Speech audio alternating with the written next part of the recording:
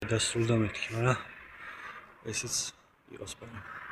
რაღაცაზეც მინდოდა კიდე ერთი მეთქვა, რომ არის ისე, რომ ხან-ხან ხშირად უბრალოდ და უმეტეს შემთხვევაში ადამიანს გონია, რომ დაიწყებს ისეთ მომენტში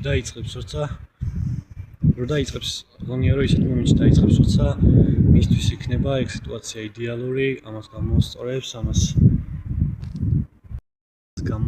რაღაცას გააუმჯობესებს მისთვის, აი ამას გავაკეთებ და მე დავიწყებ რაღაცას რა. და საწყისშივე ცდებიან, იმიტომ რომ არ არსებობს ეგ მომენტი, იმიტომ რომ მუდმივი პროცესი არის ცხოვრება და ვერ დადგება ცხოვრებაში ესეთი მომენტი, სადაც ჩვენთვის იდეალური არის რაღაცის დაწყება, რაც მართლა გინდოდა რომ დაგეწყო რა.